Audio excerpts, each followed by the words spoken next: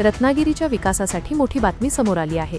पालकमंत्री उदय सामंत आणि आमदार किरण सामंत यांच्या प्रयत्नांमुळे रत्नागिरी शहराच्या कायापालटासाठी कोट्यवधी रुपयांचा निधी मंजूर झाला आहे। या निधीतून प्रभाग 15 मध्ये 7 कोटी रुपयांच्या खर्चातून एक भव्य आणि अद्ययावत शॉपिंग सेंटर उभारले जाणार आहे, ज्यामुळे स्थानिक व्यापाऱ्यांना हक्काची बाजारपेठ मिळेल आणि रोजगाराच्या संधी निर्माण होतील। तसेच शहराच्या पायाभूत सुविधांसाठी 14 कोटी 30 लाख रुपयांचा निधी मिळाला असून यामध्ये नगर परिषदेच्या मुख्य इमारतीचे नूतनीकरण, प्रभाग 1 ते 16 मधील पालिका शाळांचे बळकटीकरण, पानवल परिसरातील पाणी पुरवठा सुधारणा आणि नाट्यगृहातील अग्निशामक यंत्रणेच्या कामांचा समावेश आहे। या विकास कामांमुळे रत्नागिरी शहराचा चेहरामोहरा बदलणार असून लवकरच निविदा प्रक्रिया पूर्ण करून प्रत्यक्ष कामाला सुरुवात होणार आहे। शहरासाठी भरीव निधी आलेला आहे। यामध्ये सगळ्या गोष्टीचा विचार केला पाहिजे, कारण पावसामध्ये जे पाणी साचलं सगळीकडे आणि याचा त्रास होऊ नये यासाठी जे काही महत्त्वाचे नाले आहेत, जे पूल काही दुरावस्थेत आहेत, हे सुधारण्यासाठी प्रायोरिटीने काम करण्यासाठी हा निधी आलेला आहे आणि नक्कीच या सगळ्या गोष्टीचा विचार करून ही महत्त्वाची कामं लवकरात लवकर आत्ता मार्गी लागणार आहेत। रत्नागिरी शहरातल्या शाळा ज्या आहेत की मुलांना अतिशय चांगल्या प्रकारे सर्व सोयीसुविधा मिळून शिक्षण मिळालं पाहिजे, या हेतूने शाळा पहिल्या चांगल्या झाल्या पाहिजेत। यासाठी ज्या शाळा दुरावस्थेत आहेत, जिथे काही शाळांमध्ये पाणी गळतं आहे किंवा अशा काही गोष्टी आहेत, या सगळ्या दुरुस्त करण्यासाठी निधी प्राप्त झालेला आहे।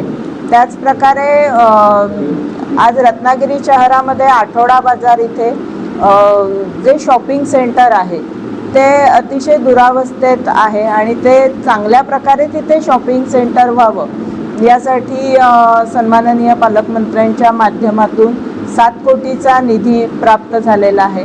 कारण मेन बाजारपेठ आहे ती जर सुसज्ज असेल तर नक्कीच अनेक पर्यटक आणि खरेदीसाठी येतात, शहरातले सगळे नागरिक जातात आणि तिथे चांगलं एक शॉपिंग सेंटर व्हावं या उद्देशानं या शॉपिंग सेंटरसाठी सुद्धा निधी प्राप्त झालेला आहे।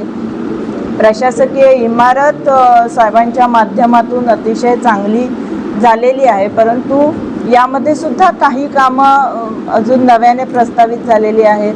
नंतर वेगवेगळ्या तांत्रिक गोष्टी आहेत, यासाठी सुद्धा साहेबांच्या माध्यमातून निधी आपल्याला आता इथे प्राप्त झालेला आहे।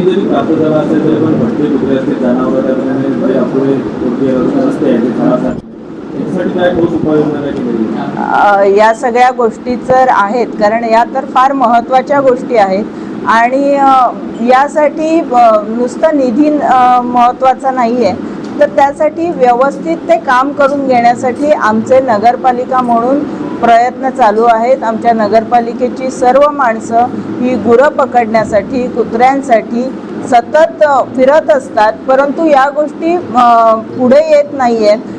परवाच आमची माणसं जी ह्याच्या काँग्रेस भवनच्या पुढे किंवा ह्याच्या इथे सावरकरांच्या पुतळ्याच्या इथे जी गुरं बसलेली असतात आणि त्याच्यामध्ये एक पिसाळलेली गाय फाटक स्कूलच्या परिसरामध्ये फिरत होती, तिला पकडण्यासाठी रात्री 12:30 वाजेपर्यंत ती माणसं काम करत होती, परंतु एवढे सगळे शर्तीचे प्रयत्न करून सुद्धा ती गाय पकडली जात नव्हती, इतकी ती वेगाने पळत होती। सगळ्या गोष्टीचा विचार करावा लागतो, त्यासाठी आम्ही वनविभागाचीही माणसं बोलवली, त्यांच्या मार्फत आधुनिक तंत्रज्ञानाच्या मार्फत ती गाय पकडण्याचा प्रयत्न केला, पण त्याचाही काही उपयोग झाला नाही। म्हणजे आमचे प्रयत्न चालू आहेत।